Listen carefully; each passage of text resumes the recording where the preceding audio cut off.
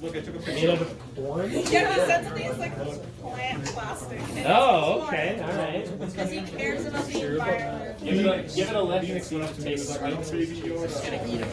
Corn juice. You sell it for No, I'm not going to sell it for $2.50. It's worth way more than $2.50. Is there anybody in here who has not written the quiz?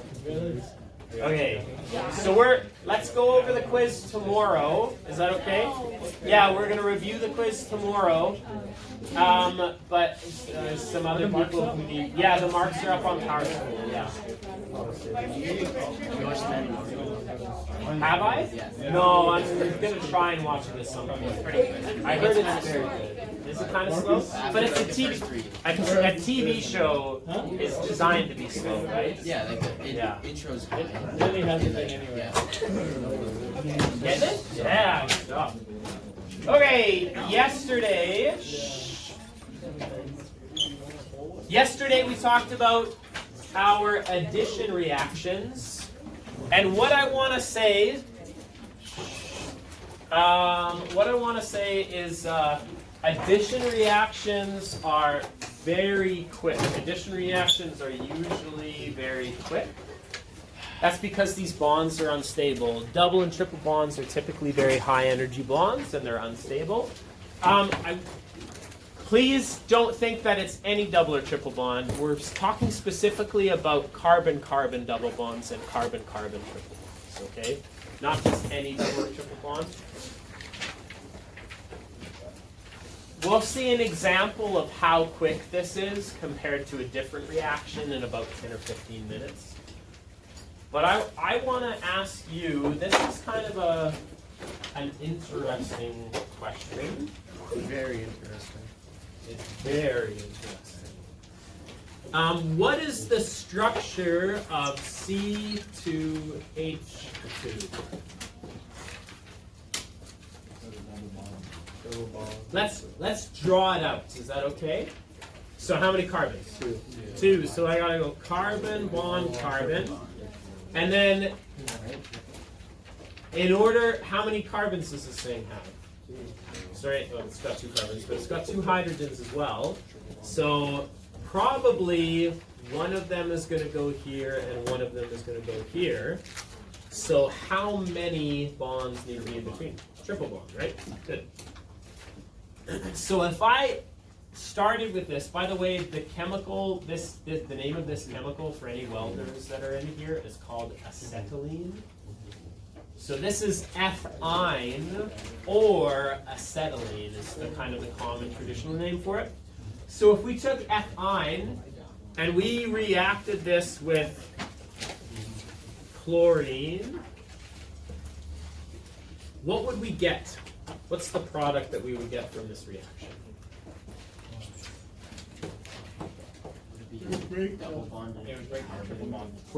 We're gonna.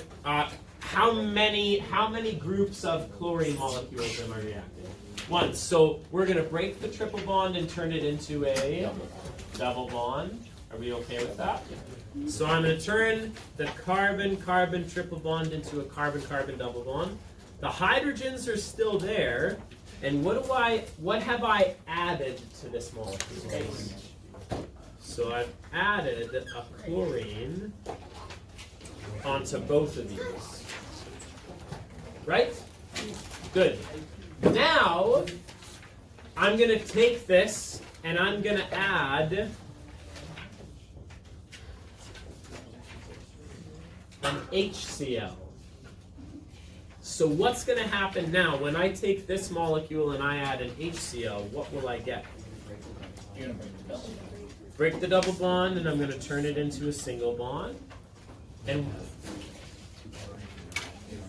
sure, we'll have 2 chlorines and a hydrogen on the first one. And we'll have 2 hydrogens and a chlorine on the second one. Can you see where the hydrogen chloride was added? Yeah, good. Maybe not that one. Maybe it was this one. Doesn't really matter though.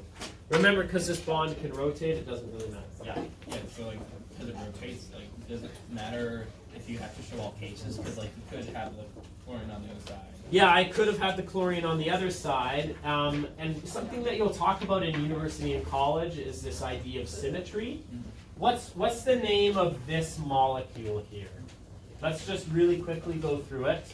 What's the parent chain here? Ethane. So it'll be ethane. Are there any branches? Are there any methyl, ethyl, propyl, butyl, whatever branches on here? No. No. Are there any functional groups on here? No. Oh, maybe. Does the chlorine count? The chloro is absolutely an organic halide, right? It's an alkyl halide or a halogenated hydrocarbon, whatever. There's lots of different names for it. So yes, this is a functional group. So how many chloro groups? Right. So this is going to be 1, 1, 2 trichloro, and I'm running out of room, chloroethane, right? 1, 1, 2 trichloroethane. Now, Max, if I would have added the chlorine, that other chlorine, if I would have added it It would have been the same thing. here, it would have been the same thing, right? Because we're still naming it 1, 1, 2 trichloroethane. Yeah, good. Okay, as long as we kind of get that. Perfect. We're gonna move on. Addition reactions they only work on unsaturated molecules, right? Define for me unsaturated. They can have Max, thanks for putting up your hand. They have a double bond or triple bond. That's it. They have a carbon-carbon double bond, or they have a carbon-carbon triple bond, or any combination of those, right? Notable exceptions, okay, is, I'm going to go back over here, is this, is that saturated or unsaturated? It's saturated, but it acts like it's unsaturated. It's unsaturated, but it acts like it's saturated. We actually don't call this saturated or unsaturated. We call it aromatic, okay? So we're never really going to call an aromatic compound saturated or unsaturated, but that's fine. As long as we understand that, it doesn't behave like an unsaturated molecule. Substitution reactions only happen to saturated compounds. So remember, saturated compounds, we're talking about alkanes. Only carbon-carbon single bonds.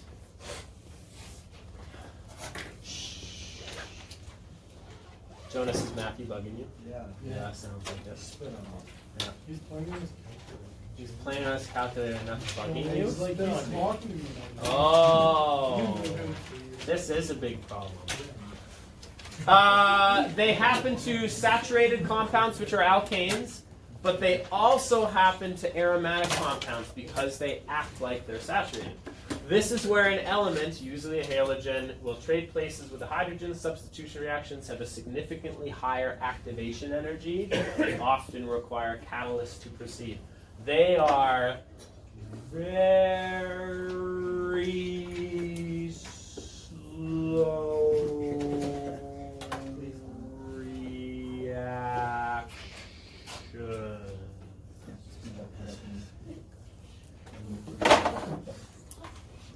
They're very slow reactions because they have a high activation energy. Even in the presence of a catalyst, they can often be very slow reactions. Let's talk about methane reacting with chlorine gas in the presence of a catalyst, and we'll talk about which specific catalyst we want to see. Methane, what does methane look like? 1 carbon. 1 carbon with 4 hydrogens around it. Now we're going to react with that with chlorine gas. What does chlorine gas look like? Cl2. Yeah, we can either write it as Cl2 or we could write it as Cl bonded with a Cl, no problem. Now I'm curious, can this Cl, can it add itself to this compound? No. No. Are there any extra spots to add onto this carbon? No. No. So addition is out the window. It is not possible to do an addition reaction here. But it is possible for one of these chlorine atoms to kick out one of the hydrogens. So this chlorine will attack and it will kick out one of the hydrogens. And in university, this is a very specific style of reaction. We call it nucleophilic substitution. So the chlorine's going to attack one of the hydrogens, or sorry, the carbon. One of the hydrogens leaves, and what did it get replaced with? A chlorine. But just one of them, not both of them, just one of them. Why not? Ask me that later, and maybe I'll try and explain it a little bit more fully to you. Yeah, it's just one. So for every Cl2, for every molecule of this, we only replace one of them. What are we going to be left with?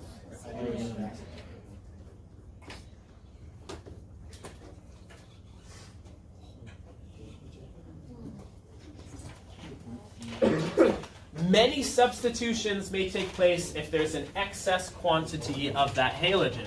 So let's do the same reaction. Let's start with all the same stuff.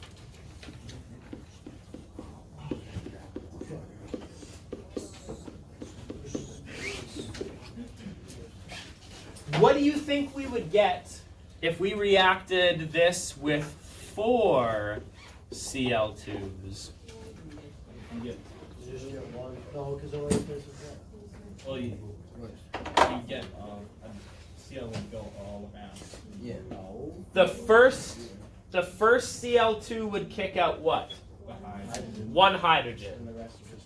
And the second Cl2 would kick out one hydrogen. another hydrogen.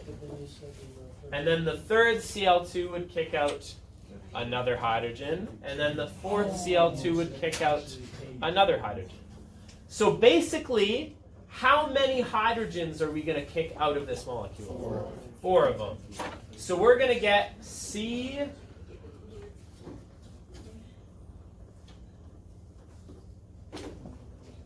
This is called tetrachloromethane. And what are we going to get as a product to this? 4 HCl.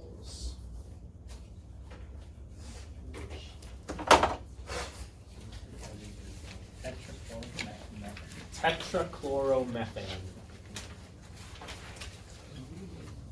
Jordy.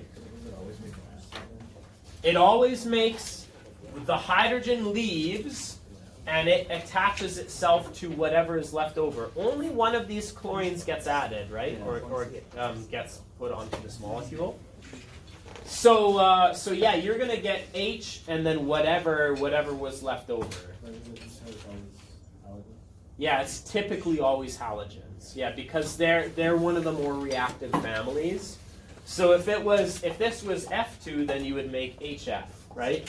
If it was Br2, you'd make HBr. Now, can you see how this molecule is still organic? Right? This is what we mean by a hydrocarbon derivative. It was an organic molecule that we've altered slightly, but it's still an organic molecule. Even though it doesn't have any carbon-carbon bonds, and it doesn't have any carbon-hydrogen bonds, it's still an organic molecule. It's a hydrocarbon derivative. We got this from a hydrocarbon. Yeah. So like in a test scenario, would the question about this be like, oh, draw tetrachloromethane and tell me if it's organic, or would it just give you CCl4? I would give you CCl4, and I would ask for you to tell me whether or not it's organic, and you would have to know that yes, that's organic, right? It's anything that contains carbon, with the exception of nope. It's anything that contains carbon, with the exception of carbon oxides, and then carbonates, cyanides, and carbides, right? So those are the definitions we use. Now, we never actually talked about the catalyst that we need. Often the catalyst that we need is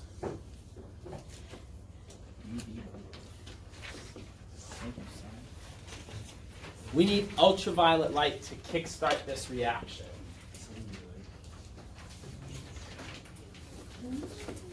A lot of the time it's just mentioned as light. We just say without the presence of light or with the presence of light. So with the presence of light, this reaction happens.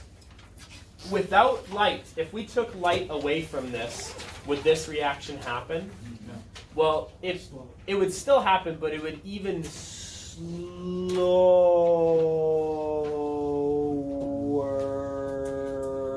than before. Okay, so this reaction could take several days with no catalyst, and it could take several hours with a catalyst. So that's how slow these reactions happen.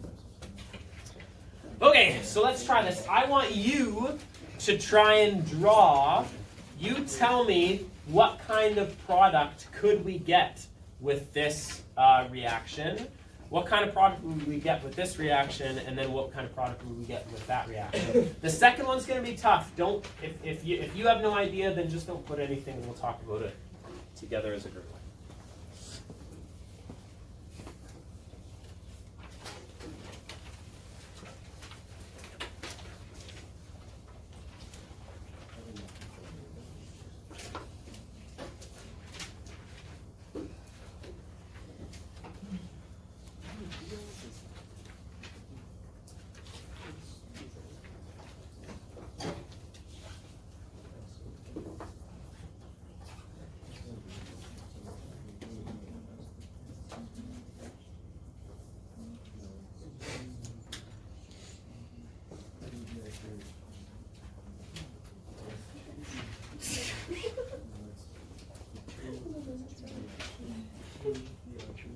You're half right. Yeah, this one's good. Love it, because you basically replace the hydrogen with the chlorine, right? It's awesome. But here,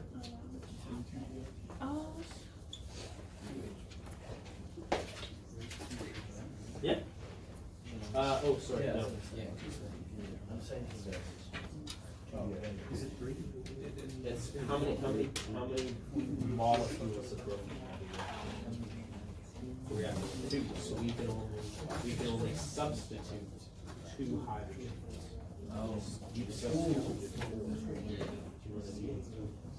If we were adding them, if we were adding these across a double bond, then both bromines would attach. But only one of them can attach.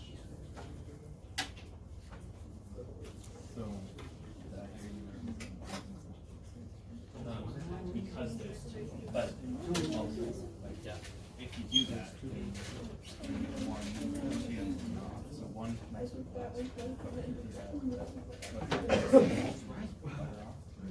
No, it's you get the first with the first substitution you get 1 HBr. Mm-hmm.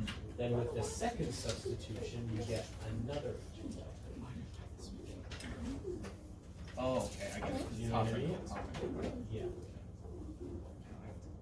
Yep. Yeah. If you gotta go, you gotta go. Yeah. All right. How many molecules of bromine are we reacting the first compound with? 2 molecules, right? So the first reaction, can we add both of these bromines across a double or a triple bond? No, there are no double or triple bonds. So the only option, because there's no double or triple bonds, one of these bromines is going to kick out one of these hydrogens, right? One of these bromines kicks out one of these hydrogens. So after the first one, maybe you're going to get a single bromine there, and then carbon, carbon, carbon, right? And then the second bromine attacks it as well. Now here's where things get really interesting. You can have multiple different products here. Is it possible for the second bromine to attack the same carbon that the first one attacked? It's possible. It's also possible that it could attack this this carbon. It's also possible that it could have attacked the third carbon. So after 2 substitutions, you should have propane with 2 bromines on it. Anywhere. Any 2 bromines. It doesn't matter where it is, right? We're going to make different products with this reaction, and that's just the reality. Okay, after the first substitution, one of the bromines attacks the carbon and kicks out a hydrogen. What's left with the other bromine? What is it going to pair up with? Yeah, the hydrogen, right? So we're going to be left with 2 HBRs. That's one of our products. Both of these things are produced in our reaction. This compound, what's the name of this molecule again? Benzene, right? And benzene looks like this or that, doesn't really matter. Now, every time you see a double bond, the odds are you want to add this across the double bond. So you want to break the double bond and add a chlorine here and a chlorine here. But is that possible? Do aromatic compounds react like that? They don't react like that because they don't behave like they're saturated. They behave like they're saturated. So you will never get an addition reaction across those double bonds. Remember, because they're not really double bonds. They're half single bonds and half double bonds. So what's this chlorine going to do here? It's going to kick out one of the hydrogens, right? So I don't know, this one. Sure, whatever. And what are we going to get along with it? An HCl. Perfect. Can you see why this is called substitution? Alicia. Answering your question, what is the FeCl? This is the catalyst. In addition to light, you also need iron with whatever the element you want to attach onto there. So if we're adding chlorine, you need iron 3 chloride. But if it was bromine, you would need iron 3 bromide. That is not a catalyst you need to know. It's not a catalyst you need to memorize. As long as you understand anything written above the arrow is a catalyst. Okay? Sophia. You gotta go. How many products so far have we always made in a substitution reaction? 2. Do you agree? We always make 2. Always in a substitution reaction. How many products do we make in an addition reaction? 1. How many products do we make in an addition reaction? I see 2 things adding up to make 1 thing. Does that make sense? That's how you can really quickly spot the difference between an addition and a substitution reaction. Is if you're substituting, that means you're trading for something else. So 2 things makes 2 things because you're trading. They're trading things. But if you're adding, you're taking 1 thing and you're adding another thing to it, it's going to make 1 product. Hopefully that kind of makes sense. We got one more reaction that we want to talk about here. So ethane plus fluorine gas. I'm curious, what's that going to make? What's the structure for ethane? C2H6. So C2H6. And we're reacting it with fluorine gas, F2. Can we do an addition reaction here? Is it possible to do an addition reaction? Yes. Why is it not possible to totally add both of these fluorines to this? Because it's saturated. There's the maximum number of bonds already attached to everything, right? Okay? So if addition isn't possible, the only other option left is substitution. The fluorine's going to kick out one of the hydrogens. Doesn't really matter where.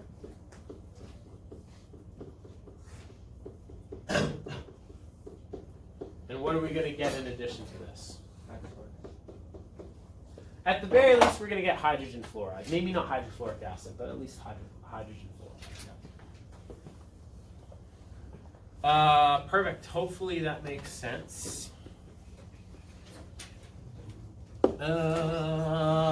Ooh, good. Okay, I'm gonna leave that up there for a second. Now we want to talk about a diagnostic test to tell the difference between an unsaturated and saturated compound. Sanjay? So I just don't understand. We have like F2 and Cl2 and Br2, and how come we're not adding like two bromines to the actual, like how come we aren't like taking out two hydrogen or something, because these are like diatomic atoms, right? So Yep. Okay. how come we're not doing that, and how come we're splitting it up? Okay. If you understand this process, if you're pretty happy with your understanding of addition reactions right now, that's great. You have the option to either listen to this or not listen to this. So if you're worried about getting confused, then earmuffs, okay?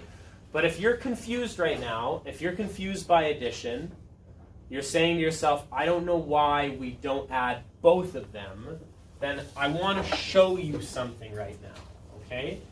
So let's talk about methane. Methane is 4 hydrogens, right? So there's a hydrogen here, and then I'm going to draw some stereoscopic images. Okay, what that means is this hydrogen is sticking out of the page, and that hydrogen is sticking into the page. So it's drawing a 3-dimensional image of this. When you have chlorine reacting here, chlorine is ClCl. Now, these halogens, they have extra lone pairs of electrons surrounding them. So this chlorine has extra lone pairs of electrons, and what happens is this chlorine, using this pair of electrons, will attack the carbon, and it will kick out the hydrogen. And so when this happens, the chlorine gets attached to the carbon, the hydrogen gets kicked out, and all of a sudden this chlorine will leave. So what we're left with is a carbon with 3 hydrogens still. It's still these 3 hydrogens, but it's attached to a chlorine. And that extra chlorine, did this chlorine attack the carbon? No, it didn't. So this chlorine didn't attack the carbon. It's free to now pick up this hydrogen. It's like the hydrogen got kicked out, but the chlorine's going to come pick it up now. So now we have HCl as our second product. Okay. Are both of the chlorines attacking this molecule? No. Just one of them is. Okay. Is that okay? Yeah. That's the reason why. No, I get it. Thank you. Okay. I want to show you. I want to talk about a diagnostic test. Now, this is something you have to know. Every single semester on the diploma exam, I've seen this. So what did I say before? I said, diploma alert.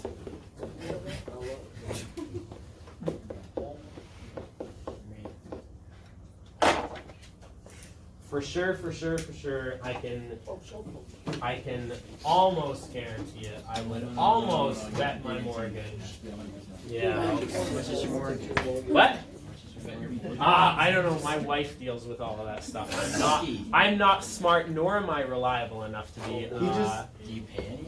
Yeah. Oh, yeah. Well, we have a joint bank account, so all of our money goes in. She spends it. So basically, No, if you she makes divorce, way more money than I do. if you divorce, What? then no school fees.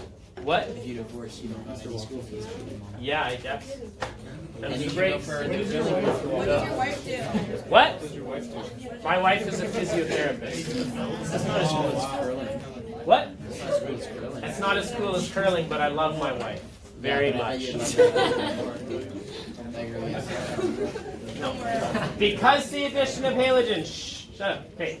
Because the addition of halogens across a multiple bond is so quick and easy, we can use it to identify the presence of a multiple bond, and therefore deduce that there is an unsaturated compound there. So let's think about this. We're going to have two compounds. Let's say we had two different beakers. One of those beakers was cyclohexane, and one of those beakers had cyclohexene in it. What does cyclohexane look like? It looks like hexagon, that's right. What does cyclohexene look like? Hexagon with one extra line. Good. So that's cyclohexane. That's the worst hexagon ever. Sorry about that. And that's cyclohexane. That's a close second. So what we're gonna do? Which compound will bromine react with faster? So we're going to react with bromine, and we're going to see what we get. And we're also going to react this with bromine, and we're going to see what we get. In the first reaction, can we undergo an addition reaction? No. There's no double or triple bonds. So what's our only option? Substitution. Otherwise known as replacement, right? You're replacing something. So what are we going to get? What's the first product we will get with this reaction? The hexagon and the PR. Oh wait, is it a line? Oh wait, no. And what else do we get? HBr. And remember, this is super slow. You gotta do the voicing too soon. Very slow. So if we're defining slow, how slow is slow be? Can we see? Oh, we're going to watch a video about this. Is that okay? Okay. Okay, then we're going to add bromine to this one. And can an addition reaction take place? Yes, so what will we get? We'll get the hexagon, but what's going to happen? Yeah, we're going to break the double bond, and now we've got two BRs attached to it. This can be used as a diagnostic test. This is a lot like doing a conductivity test or a pH test in the lab. What's the purpose of doing a pH test? Finding acid. Is it acid? Is it neutral? Is it basic? The purpose of doing this test, is it unsaturated or saturated? Now, the second reaction, is it going to react slow or fast? Fast. So let's see how fast this reaction happens. This is not an extremely exciting video, but we're going to watch it anyways.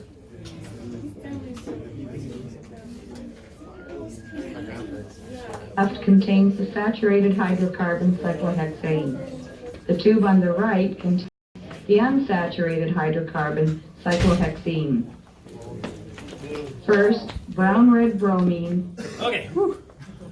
So over here, over on the left-hand side, this is our...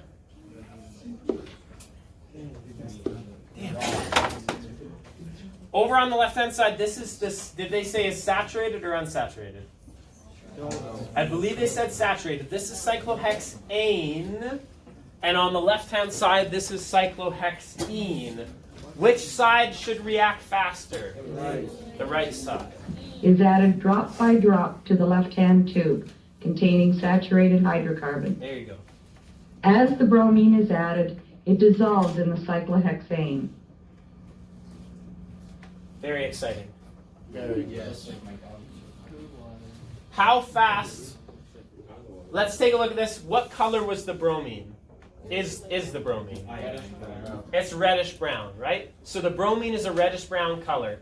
If the bromine was reacting, what would you see? No, you would see the color change totally disappear, or the color disappear. So you would see some sort of a color change.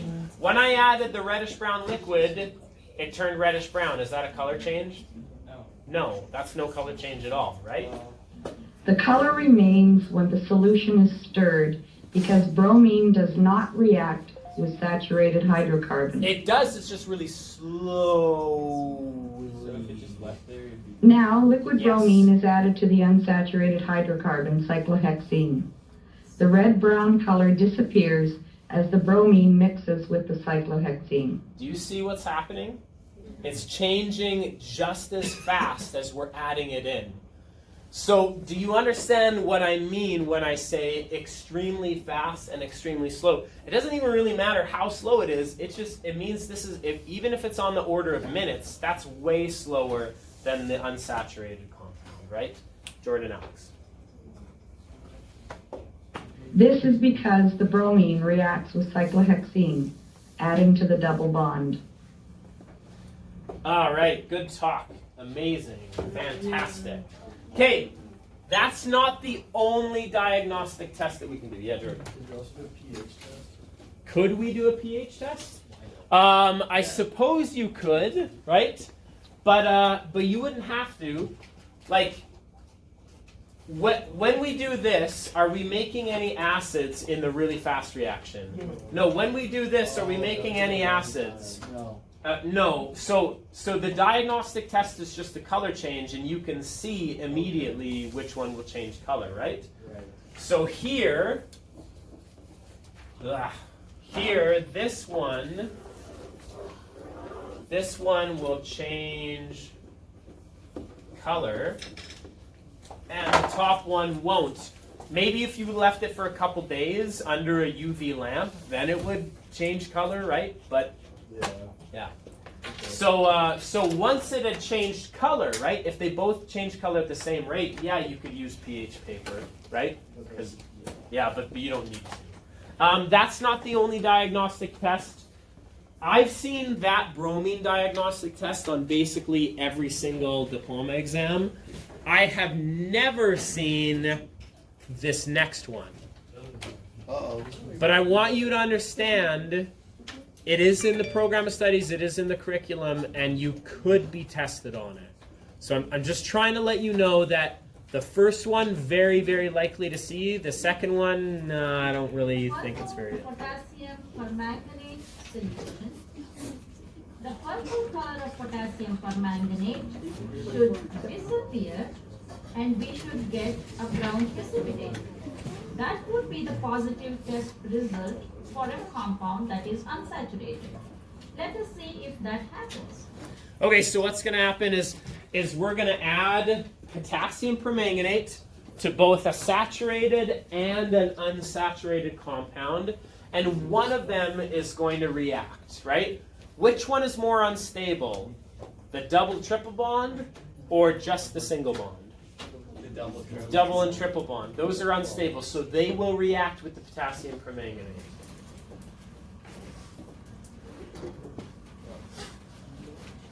So I am going to slowly add potassium permanganate 1 drop at a time. Add a drop. Mix the solution and see what happened. Was there a color change? No. It went from, what color is potassium permanganate?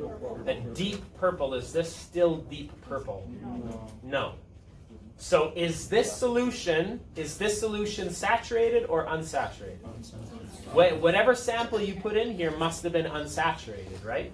The solution is brown in color and you can see the brown precipitate settling at the bottom. Let us compare the two.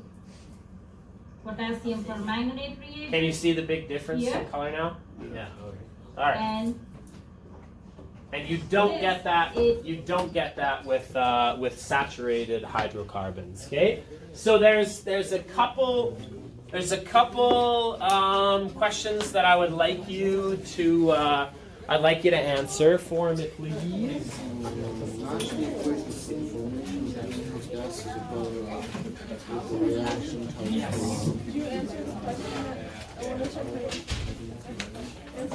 Four diploma exam questions that I would like you to answer.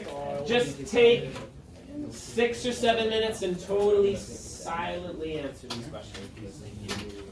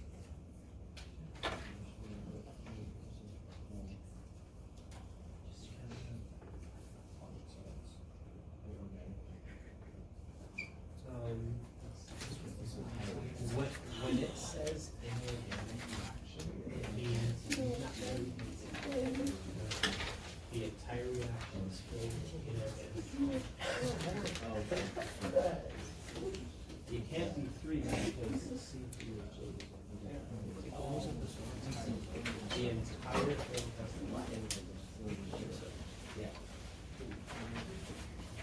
I don't care. Nice.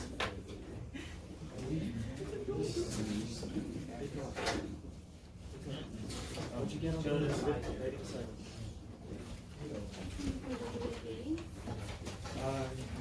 Does this count as a substitution one?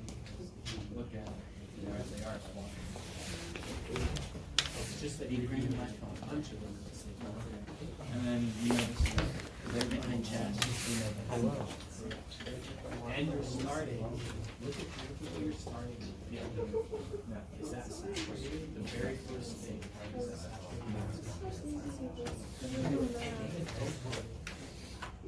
and what you're starting with number one is saturated, right? So yeah. Okay, if you finish the first question, move on to the second, or like the next question, right? And well, there's lots of questions out here. Somebody just called it. Sure. Sure. Yes. Yes. I don't know. Yes. You may. Thanks. I got Thanks, Walton. What'd you get? Yeah. Can't wait for my brain break. Can't wait for your brain break. In class, she gives us a brain break. Oh, should I give you a brain break? It gets us back in like, it's like 30 minutes and like everyone just like goes Yeah. to the bathroom and then Yeah.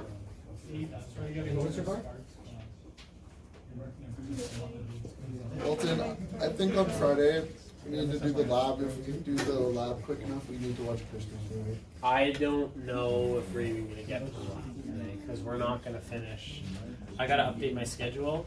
We can't do substitution and addition reactions all in one day. Right? We did halides and substitution yesterday, and then addition. We're gonna do addition today, basically all by itself. And I'm gonna give you an assignment. We're doing substitution. Yeah, well, we're doing substitution right now. We're not gonna get to alcohols today. I can already tell. And that's fine. Okay. Let's take a look at this first question. The hydrocarbon combustion reaction. Do you remember what hydrocarbon combustion looks like? Yeah. Good. You're reacting something with oxygen to make carbon dioxide and water vapor. And so the hydrocarbon combustion should obviously be number 3. So we'll cross it off the list. We're done with it. You can't use it more than once? Well, because It is a substitution. it's not a substitution It's reaction. inorganic. Yeah, it's not a substitution reaction because you're making. We've always only ever traded. Remember, in a substitution, we can only attach one of these to that thing, right? So this is definitely not a substitution reaction. The substitution reaction in here. Where do we start with something that's saturated, and we add a bunch of things to that saturated compound? We trade them, yeah. So we're trading out the hydrogens for chlorines and fluorines, right? So that's number 1. Okay, the inorganic reaction. If something's an inorganic reaction, everything inside that reaction has to be inorganic. Okay? It has to be like a, it has to be a precipitation reaction or a redox reaction or something. And that's number 2. Everything in here is inorganic. So by default, number 4 has to be addition. Is this saturated or unsaturated? How many hydrogens should we have on here? C2H6, right? But we only have H2. That's unsaturated. So yes, it can undergo an addition. Good. This one, if aqueous bromine is added in the absence of light. What does that mean, in the absence of light? Yeah, light's not there, so they're trying to prevent substitution reactions from happening. So, which samples could cause the bromine solution to lose its color? This is a very typical style of question that you'll see on the diploma. Can number 1 cause the bromine to lose its color? Yes. Yes. Why? It's got a double or triple bond. Yes. Can number 2? No. No. Can number 3? No. Can number 4? Yes. Yes. Not. Yeah. Yeah. Yeah. So 1, 4, 5, 6. 1, 4, 5, 6, and 8. Perfect. You want me to go? Yeah. PVC, polyvinyl chloride is hard plastic. Don't read that. Read the question. The reaction represented by equation number 1 is equation number 1 addition or substitution? It's addition, right? Because if it was substitution, we would make another product, right? So it can't be substitution, it has to be addition. And then the product is an what? What is the product? Is it an alkene or alkyl halide? It's definitely not an alkene, right? I want to be very clear. This is C2. How many hydrogens should be on C2? 6, right? Do you see 6 things on it? I see 4 hydrogens, but also I see 2 chlorines, right? So that's 6 substituents. This is saturated. It's an alkyl halide. Perfect. Propane 2-ol. You don't know what the hell that is, but that's what it is. Propane 2-ol can be produced from propene and water. The production of propane 2-ol from propene, is this substitution or addition? Addition. This is addition. Perfect. So A and B is going to be out. Propane 2-ol is likely to be what? Soluble. Soluble or insoluble in water? Insoluble. We didn't talk about this yet. So I can't. We're going to talk about it tomorrow. But I want you to think back to Chem 20. What kind of compounds can be soluble in water? What does water look like? It's a polar molecule, right? But also, what is the main source of intermolecular forces in water? Hydrogen. Hydrogen bonding. Remember, like dissolves like. If this can hydrogen bond, then in order for something to dissolve into it, what does that other thing have to be able to do? Stronger than hydrogen bond. No, not stronger than hydrogen bond. It also has to be able to hydrogen bond. Oh. Can this hydrogen bond? Not in its current. Does it have an NH, Yeah. or an FH bond in it? Yes. Yes, then it can hydrogen bond with water. Yes, it can, absolutely. So it will be soluble. And we'll talk about that tomorrow. Masked question. It was just going to be about polar. Okay. Yeah, probably your Chem 20 teacher said like dissolves in like. Water's polar, so things that are polar can dissolve in polar stuff. And that's not totally true. I have a big problem with that statement. Because I can name lots of polar molecules that do not dissolve in water. So I have a problem with that. You think to yourself, if it can hydrogen bond, it can dissolve in water. Okay? What I would like you to